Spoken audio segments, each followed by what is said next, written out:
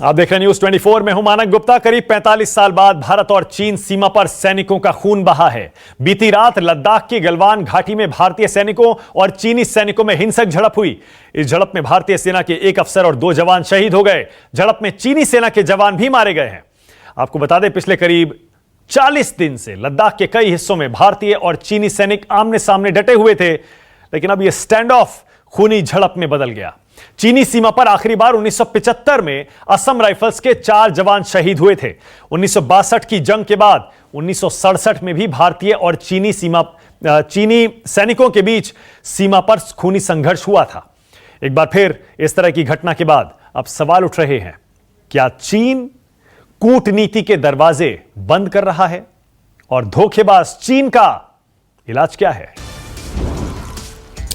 इसी पर करेंगे 5 की पंचायत में बहस। लेकिन फिलहाल भारत और चीन पर का जो बॉर्डर विवाद और उस पर झड़प हुई है, उस पर कांग्रेस पार्टी का बयान आ गया है। कांग्रेस पार्टी का कहना है कि देश की सुरक्षा से कोई समझौता नहीं किया जाएगा, लेकिन जो कुछ हो रहा है उस पर सरकार चुप क्यों है? कांग्रेस पार्टी की तरफ से आधिकारिक बयान जारी किया गया है, जिसमें कांग्रेस ने कहा है भारत की सीमा और सुरक्षा से कोई समझौता नहीं होगा, लेकिन हमारे सैनिकों की शहादत हुई है। उसके बावजूद पिछले 1.5 महीने से भारत के प्रधानमंत्री और भारत सरकार चुप क्यों है?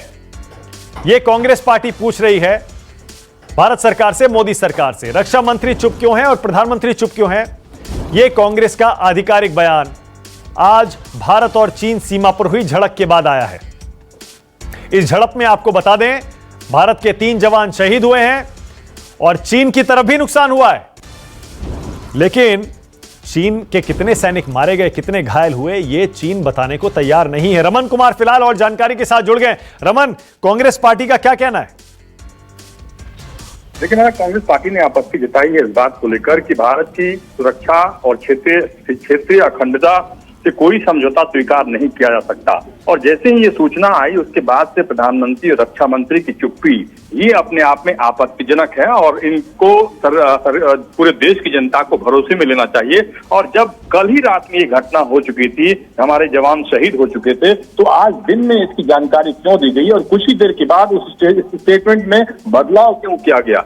इन सारे तथ्यों को सामने रखने के बाद कांग्रेस पार्टी का ये मानना है कि पूरा देश भारत की राष्ट्रीय सुरक्षा और भूभागीय अखंडता की रक्षा के लिए एकजुट है। पर मोदी सरकार को यह याद रखना होगा कि संसदीय प्रणाली में शासकों की गोपनीयता या चुप्पी का कोई स्थान नहीं है। ओके रमन, कांग्रेस पार्टी का जो बयान आया है उसके बारे में बता रहे हैं। कांग्रेस ने सीधे सवाल पूछे हैं केंद्र सरकार से, आखिर प्रधानमंत्री रक्षा मंत्री चुप क्यों हैं? जो कुछ चीन सीमा पर हो रहा है उसके बारे में देश को बताते क्यों नहीं? बहुत शुक्रिया रमन इस जानकारी के लिए। मेरे साथ 5 की पंचायत में बीजेपी से नलिन कोहली जुड़ गए हैं, जो कि सीनियर स्पोक्स पर्सन है पार्टी के और वकील भी हैं जाने माने। मेरे साथ सुप्रिया श्रीनेश जुड़ गई हैं कांग्रेस पार्टी की तरफ से, और साथ ही मेरे साथ जनरल संजय कुलकर्णी भी जुड़ गए हैं, डिफेंस एक्सपर्ट हैं, और कर्नल दानवीर सिंह भी थोड़ी देर में आपको दिखाई देंगे। सुप्रिया, ऐसे में जब भारत चीन सीमा पर इतना संवेदनशील मामला है, वहां पर अभी भी सिचुएशन पूरी तरह से डी एस्केलेट नहीं हुई है, ऐसे में केंद्र सरकार को कटघरे में खड़ा करना सही है क्या सुप्रिया? ये संवेदनशील मामला अब नहीं रह गया है। ये अब चीन का दुस्साहस और चीन की जो कोशिश है हमारी अखंडता को तोड़ने का, वो दिखाता है। और कुछ भी बोलने से पहले मुझे लगता है हमें अपने दिवंगत शहीदों को सबसे पहले तो श्रद्धांजलि देनी चाहिए, जिस वीरता से लड़ते हुए वो वीर भूमि के लिए शहीद हुए। लेकिन हाँ, कुछ सवाल जरूर उठते हैं कि चीन ने ऐसा दुस्साहस क्यों किया। हम चीन की तरफ जो कूटनीति या जो भी रणनीति अपनाते हैं वो इतनी अलग क्यों है बाकी हमारे शत्रुओं से? चीन के साथ हम इतने किड ग्लव ट्रीटमेंट क्यों करते हैं? चीन ने बार बार हमें धोखा दिया है। चीन शायद ये भूल गया है कि 1967 में हमने चीन के कितने सैनिकों को मार गिराया था। चीन को हम एजेंडालेस मीटिंग्स के लिए बुलाते हैं, उनको होस्ट करते हैं। हमारे प्रधानमंत्री उनसे जाके 9 बार अपने कार्यकाल में, चाहे प्रधानमंत्री रहते हुए, चीफ मिनिस्टर रहते हुए मिले हैं, और उसके बाद भी चीन ये दुस्साहस करता है। और चीन उसके बाद ये दुष्प्रचार करने की भी कोशिश करता है कि वो जाके कहता है भारत ने अग्रेशन किया है। आप हमारी मातृभूमि में घुस आए हैं। मेरी सिर्फ यह सवाल है कि जब चीन ने हमारी टेरिटरी का ऑक्यूपेशन किया है, जब चीन यहां पर है, तो प्रधानमंत्री और रक्षा मंत्री चुप क्यों है? रक्षा मंत्री ने बेहद संवेदनशील बयान दिया था शुरू में कि अच्छी खासी संख्या में वो घुस आए हैं, और उसके बाद देश को कुछ बताया नहीं गया है। क्या देश को कॉन्फिडेंस में नहीं लेना चाहिए? क्या विपक्ष इसके बारे में कोई वार्ता नहीं होनी चाहिए? ओके, दो सवाल। ओके, आपके दो सवाल हैं, आपके दो सवाल हैं। नलिन कोहली आ गए। नलिन, दो सवाल। पहला ये कि जो कुछ हो रहा है वहां पर पिछले 40-42 दिन से, उस पर अभी तक सरकार ने कुछ कहा क्यों नहीं? और दूसरा ये, इसका मतलब जो भी आप कह रहे थे बातचीत से सुलझा लेंगे, अब तो आपकी सारी डिप्लोमेसी फेल हो गई ना, कि वहां जाकर हिंसक झड़प में हालात तब्दील हो गए। मैंने बड़े ध्यान से सुना। इस बात को जरूर कहना चाहूंगा कि कांग्रेस पार्टी हमेशा देश के सुरक्षा को लेकर राजनीति करती है। बालाकोट पे भी प्रश्न उठाए थे हमारे वीर जवानों पे, और सर्जिकल स्ट्राइक पे भी उठाए थे। यहां तक कि उनके कई नेताओं ने कहा वहां पेड़ गिरे, और उनके शीर्ष नेता का बयान पाकिस्तान ने उसका पूरा प्रयोग किया विश्व के स्तर पर। लेकिन वो अपनी जगह है, ठीक है, एक राजनीतिक दल है, वो राजनीति कर सकते हैं। पहली बात, हमारी श्रद्धांजलि हमारे वीर जवानों को, हमारे अफसर को, जिन्होंने देश की हिफाजत के लिए अपनी सबसे बड़ी कुर्बानी दी। दूसरी बात, चीन पे ब्लंटली कहूं तो भाजपा को पाठ मत पढ़ाइए। 1950 से लेके जब यूएन सिक्योरिटी काउंसिल को देन दिया गया था, पढ़िएगा थोड़ा इतिहास, से लेके आज तक अक्साई चीन कैसे उनके कब्जे में गया है, ये एक लंबे दौर और विफलता है। लेकिन आज ये उसका मौका है। आज बहुत स्पष्ट कहने का मौका है कि आज इस देश में राजनीतिक इच्छा शक्ति है कि देश की सुरक्षा के लिए जो उचित कदम है उठाए जाएंगे, और हमारे सेना हो, हमारे एयरफोर्स हो, हमारी नेवी हो, वो हमेशा, उनके पास अब राजनीतिक इच्छा शक्ति की छूट है कि जो उचित कदम उठाएं। गलवान में जो विषय आया है, डी एस्केलेशन के बाद जब चीन ने यह किया है, तो हमें यह नहीं भूलना चाहिए कि कहीं ना कहीं कुछ हुआ है वहां पे। चीन उसकी पुष्टि अभी नहीं कर रहे, फिगर्स नहीं दे रहे, क्योंकि उनके एंड पे कैजुअलिटीज माना जा रहा है बहुत ज्यादा है। दूसरी बात कि यहां पर हमें इस बात को रखना चाहिए कि डोकलाम हुआ था, डोकलाम में हमें जो कदम उठाने थे हमने उठाए, और भारत हिला नहीं। तो मैं इस बात को इतना ही अंत करूंगा कि राष्ट्र की सुरक्षा के लिए देश आश्वस्त रहे, सरकार को भी लेकर और हमारी सेना को। ओके, नलिन कोहली, आप कह रहे हैं चीन नहीं बताएगा, और आप बिल्कुल सही कह रहे हैं, चीन नहीं बताएगा। आप बिल्कुल सही कह रहे हैं, चीन नहीं मानेगा उसका क्या नुकसान हुआ है, क्या नहीं हुआ है। मैं तो कह रहा हूं तो फिर सरकार को बता देना चाहिए। भारतीय सेना का बयान यह तो कहता है कि चीन की तरफ भी कैजुअलिटीज हुई हैं, तो सरकार और आर्मी, हमारी सेना, ये क्यों नहीं बता देते? क्योंकि ये तो फायरिंग का मामला नहीं है, आमने सामने की लड़ाई हुई है, डंडों से, पत्थरों से, गुत्थम गुत्था से हाथापाई हुई है, उसमें मारे गए हैं जवान। तो आप ही बता दीजिए चीन की तरफ कितना नुकसान हुआ है अगर हमारे 3 जवान शहीद हुए तो। मैंने बहुत स्पष्ट कहा मानकी कि ये जो जानकारियां जो भी हो, उचित जानकारी उचित समय पे आएगी। यदि आप याद रखें तो हमारे सेना ने ही सारी जानकारियां दी थी, एयरफोर्स ने दिया था बालाकोट के बाद। तो उचित समय पे जब उन्हें लगेगा कि जो बात कहनी है वो जरूर कहेंगे, और क्यों नहीं कहेंगे। पर लेकिन इस वक्त ये क्या राजनीति करने का समय है? लेकिन आपकी डिप्लोमेसी तो नलिन कोहली फेल हो गई ना, ये तो मान लीजिए ना। आपने चीन के साथ आपने रिश्ते सुधारने की लाख कोशिश की।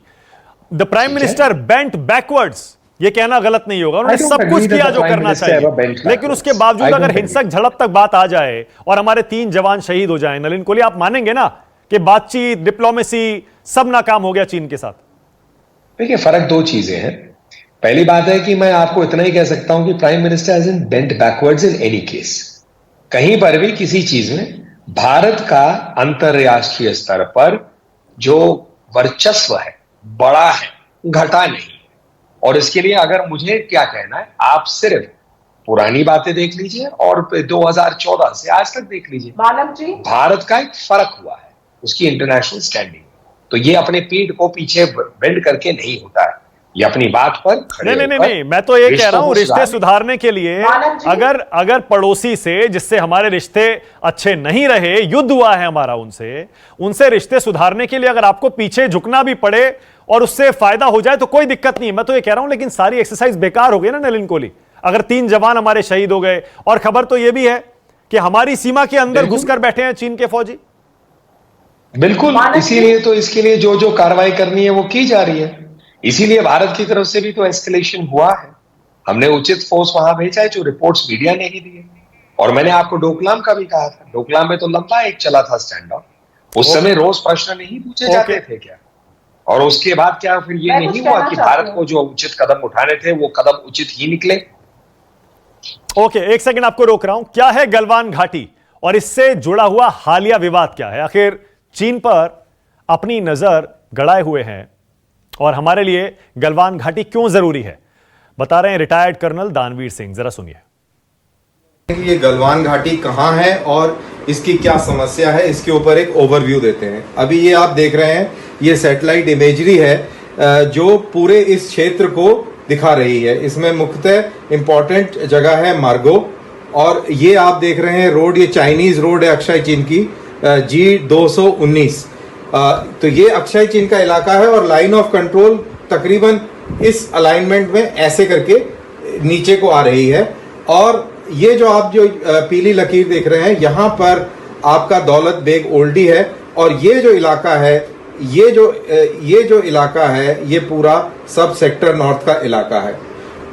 ये थॉयस रिवर है और नुब्रा वैली है। यहाँ पे आगे इस तरफ कहीं सियाचिन ग्लेशियर पड़ता है, और ये जो नदी जो आ रही है, ये श्योक नदी है, ये श्योक रिवर अलाइनमेंट है। तो इस श्योक रिवर अलाइनमेंट के ऊपर यहाँ पर एग्जैक्टली मैं अगली स्लाइड में दिखाऊंगा कि यहाँ पर हमने एक ब्रिज बनाया हुआ है, और इसी ब्रिज के चलते पूरा जो डायनेमिक्स है सब सेक्टर नॉर्थ का वो चेंज हो जाता है, क्योंकि हिंदुस्तान की फौजें अब बड़ी आसानी से ये श्योक रिवर की बनी हुई रोड का इस्तेमाल कर और सब सेक्टर नॉर्थ के अंदर बहुत कम समय में तैनात हो सकती हैं, जिससे कि चाइनीज को उनके इस G219 के इलाके में खतरा पैदा होता है। और इसी वजह से तो ये जो रोड है जिसकी मैं बात कर रहा था, और ये वो ब्रिज है जिसकी वजह से चीन जो है बौखलाया हुआ है। इस जो ब्रिज के चलते सारा जो डायनेमिक्स जो मैं बता रहा हूँ वो चेंज हो जाता है। तो ये जो ब्रिज था, ये ब्रिज में दिखा रहा था, और ये दूसरी स्लाइड है।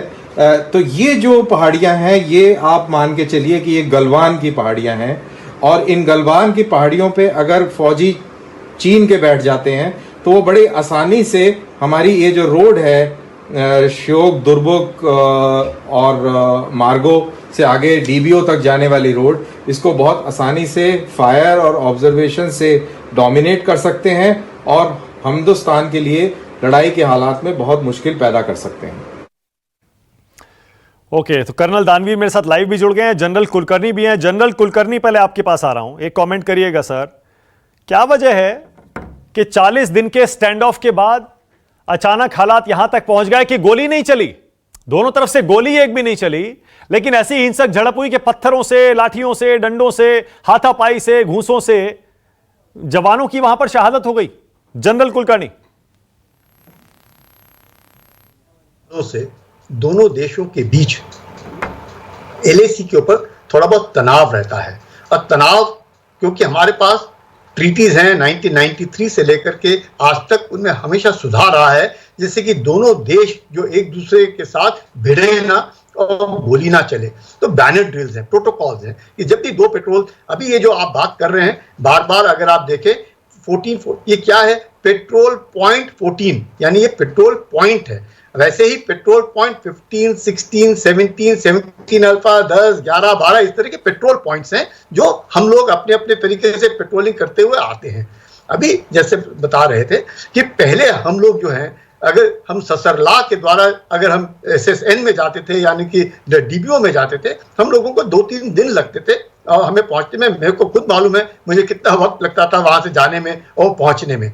अब जब ये सड़क बनी है, श्योक नदी जो है बहुत चौड़ी नदी है, गर्मी के दिनों में उसको पार नहीं किया जा सकता है, और गर्मी के दिनों में ब्रिजेस की जरूरत पड़ती है जिससे कि पार किया जाए। अब सड़क भी बन गई और ब्रिज भी बन गया। अब जब सड़क और ब्रिज बन गया तो अब गलवान घाटी को जाने के लिए अपने पास दो तरीके हो गए। एक जो पहला वाला तरीका है जो ससरला से जा सकते हैं, और दूसरा यहां से जा सकते हैं। अब जो है गलवान घाटी के ऊपर कभी भी 62 के बाद ना हॉट स्प्रिंग ना गलवान घाटी कोई डिस्प्यूटेड एरियाज नहीं थे, बाकी 13 डिस्प्यूटेड एरियाज हैं। लेकिन मैंने जैसे कहा, तनाव जब भी हम दोनों देशों के बीच में रहता है पेट्रोल, लेकिन इस बार चीन ने कुछ नॉर्मल से हट करके किया कि वो आकर के बैठ गए अपने पेट्रोल पॉइंट पे।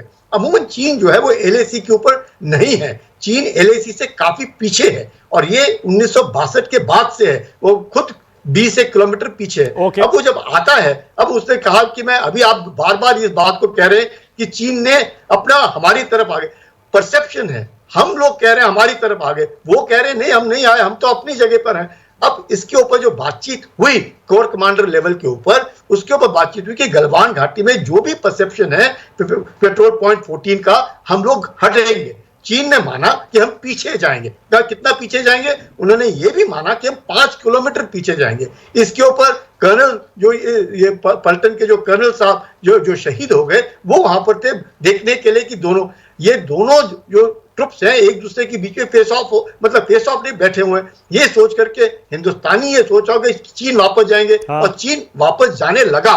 जब चीन वापस जाने लगा तो इनको लगा कि जा रहा है, वो अचानक पीछे मुड़ा और वापस आया और ये जो गुत्थम गुत्ता हुई। अब जब मुझे ऐसे लगता है कि जो ये सीओ साहब गुजर गए हैं, इन्होंने पक्का दोनों पार्टियों को अलग करने की कोशिश की होगी कि आप इस तरह की ना करें। ओके, ठीक है, शहादत हो गई। ठीक है, लेकिन ये जो आपका कहना है ना कि हम लोग क्यों इतना सब कुछ बातचीत करते हैं, उसके बावजूद भी इस तरह का माहौल पैदा होता है, ये माहौल इसलिए पैदा होता है क्योंकि दो कारण हो सकते हैं। एक, लोकल कमांडर जो है, एक तो हम भाषा नहीं समझते, वो हमारी भाषा नहीं समझते, हम उनकी भाषा नहीं समझते। अगर हम दोनों अपनी अपनी भाषा में बात कर रहे हैं, मैं क्या समझा रहा हूं, वो क्या समझ रहे हैं, समझ में नहीं आ रहा है, तो वो भाषा का भी एक बहुत बड़ा रोल है जिसके कारण मिसअंडरस्टैंडिंग होती है। ओके, एक सेकंड आ रहा हूं कर्नल दानवीर आपके पास। लेकिन सुप्रिया, आपने आर्मी का स्टेटमेंट पढ़ा होगा।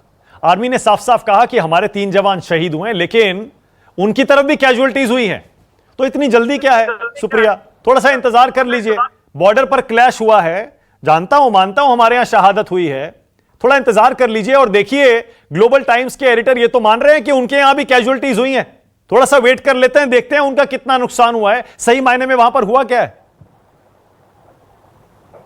मुझे वेट करने में कोई आपत्ति नहीं है और पिछले 2-2.5 महीने से पूरा देश वेट ही कर रहा है सुनने के लिए कि सरकार इस पर, क्योंकि देखिए एक बड़ा चिंताजनक बयान आया था रक्षा मंत्री का कि अच्छी खासी संख्या में चीनी सैनिक उधर घुस आए और उसके बाद उन्होंने उस पर कोई बात नहीं करी। तो बहुत स्पेकुलेशन इस पे हुआ, तमाम विशेषज्ञ इस पे कुछ कह रहे हैं। और आर्मी का भी जो स्टेटमेंट है, उन्होंने बड़े ही केयरफुली 3 वर्ड्स का यूज किया है, violent face off. There are 3 very important words. Violent face off in the Galwan Valley. Galwan Valley वो इलाका है जो 1962 से ये इलाका हमारे अधिग्रहण में था, हमारे कब्जे में था। और इसमें अगर चीनी सैनिक है तो देश जानना चाहता है कि किस तरह का अधिग्रहण किया है चाइना ने। मैं मेजर जनरल की बात से सहमत हूँ, लेकिन ये भी जानना होगा कि चीन आज अकेला नहीं है।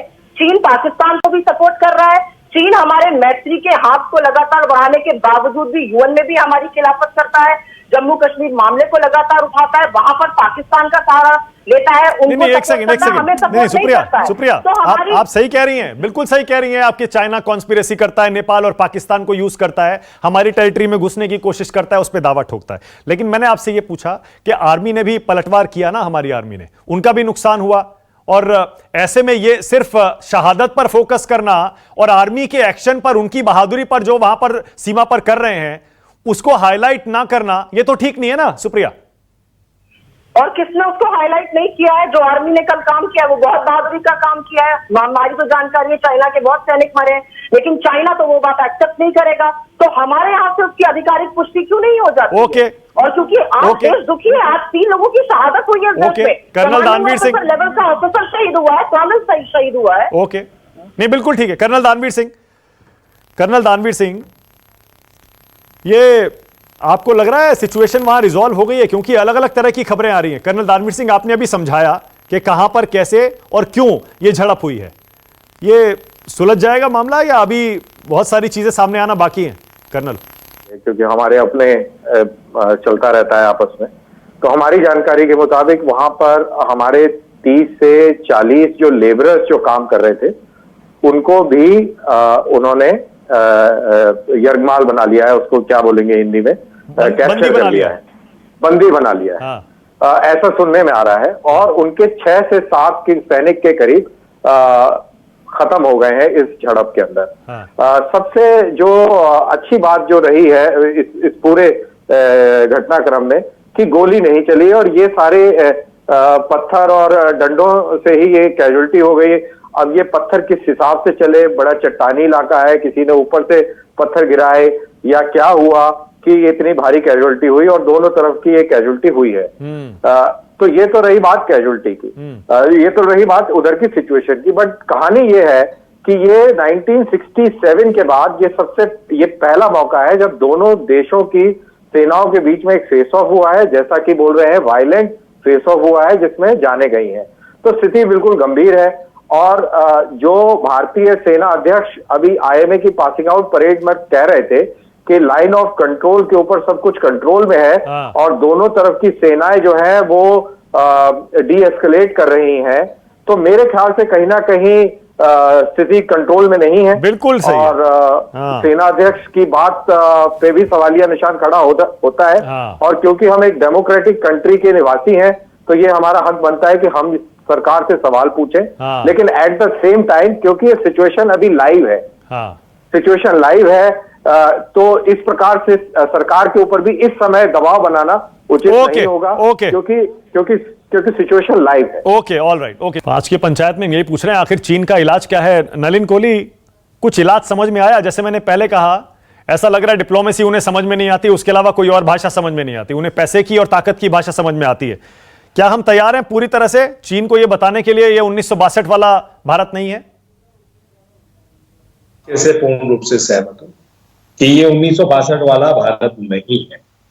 ये नरेंद्र मोदी जी की सरकार का आज का भारत है जो आत्मविश्वास और तैयारी और जिसमें वो जज्बा है जो उचित हमें अपने देश हित में करना है। पर इलाज क्या है इनका? आपको उसकी जानकारी मिली जाएगी मानक जी। देखिए, रणनीति की बातें मैं इसको ब्लंटली कहूंगा, ना आपको ना मुझे इसकी जानकारी मिलेगी, लेकिन उचित समय पर ये बातें बताई जाती कि क्या क्या हुआ, क्या कैसे किया गया। वैसे ही बालकोट में हुआ था, वैसे ही उरी में हुआ था। अब इन बातों को हम बाकी कैसे इसको पब्लिक डोमेन में लाए और क्यों लाए, इसका एक अलग नजरिया है। मुझे लगता है कि ये बात आपको देखना है। अब तो देखिए नलिन कोहली, अब तो लाना तो पड़ेगा। कब ये मैं नहीं कह सकता क्योंकि जैसे एक्सपर्ट्स कह रहे हैं फिलहाल सिचुएशन लाइव है। हम इंतजार करने को तैयार हैं जब तक हमारे एक्सपर्ट्स, हमारे वो लोग जिनको पता है वहां पर क्या हो रहा है, वो ठीक नहीं समझते। लेकिन अब जब हमारी शहादत हो गई वहां पर 3 जवानों की, तो अब तो पता लगना चाहिए। देश को बिल्कुल हक है ये जानने का कि आखिर वहां पर क्या हुआ, चीन की तरफ कितना नुकसान हुआ और हमारी जमीन, हमारी LAC, उसकी पोजीशन क्या है। नलिन कोहली, पता लगेगा ना देश को ये? बिल्कुल उचित समय पे पता लगेगा। लेकिन देखिए, मैं आपसे इतना कहूंगा कि एक अच्छा शब्द कहा अभी आपके विशेषज्ञ है, एक लाइव सिचुएशन है। लाइव सिचुएशन में मिनट टू मिनट क्रिकेट के खेल की तरह वो इंफॉर्मेशन नहीं आती ना, कमेंट्री। ओके, वो जो है एक पूरा जाएगा। तो इस लाइव सिचुएशन में क्या हो रहा है, हमें विश्वास को रखना चाहिए कि जो करना है उचित देश के हित में वो हो रहा है। ठीक है, मैं सुप्रिया क्लोजिंग कमेंट आपको दे रहा हूं। आपने ये तो कहा कि सरकार बताए वहां पर क्या हो रहा है, इसके अलावा आप ही बता दीजिए विपक्ष के नाते कि चीन का इलाज क्या है, करना क्या चाहिए। आपने कहा कोई कॉम्प्रोमाइज नहीं होना चाहिए सिक्योरिटी के साथ, अपने बॉर्डर के साथ। अब 3 शहादत हो गई तो क्या करना चाहिए सरकार को, बता दीजिए। मानव जी, कल रात को ये शहादत हुई है और चाइना के साथ हमारा टेंशन लगभग 2-2.5 महीने से चल रहा है। और कल दिल्ली मेरठ जो हाई स्पीड रेल कॉरिडोर है उसका 1200-1300 करोड़ रुपए का कॉन्ट्रैक्ट एक चाइनीज कंपनी को दिया जाता है। हमें अगर चाइना को चोट पहुंचानी है तो उनको हर मौके पे चोट पहुंचानी होगी। हम ये blow hot blow cold policy China के साथ नहीं कर पाएंगे। जितना बड़ा शत्रु हमारा पाकिस्तान है, शायद उससे बड़ा शत्रु बिल्कुल सही कह रही है सुप्रिया। इस पर तो आपसे मुझे लगता है, इस पर तो आपसे पूरा देश सहमत होगा। ऐसे में जब चीन हमारे सैनिकों की सीमा पर जान ले रहा है, हमारी जमीन पर कब्जा ठोक रहा है, तो क्या हमें इकोनॉमिक पलटवार, आर्थिक पलटवार चीन पर नहीं करना चाहिए? बहुत बहुत शुक्रिया। खैर, आज 5 की पंचायत में आने के लिए समय मेरे पास इतना ही है। नलिन कोहली, सुप्रिया, जनरल कुलकर्णी और कर्नल दानवीर सिंह, बहुत शुक्रिया।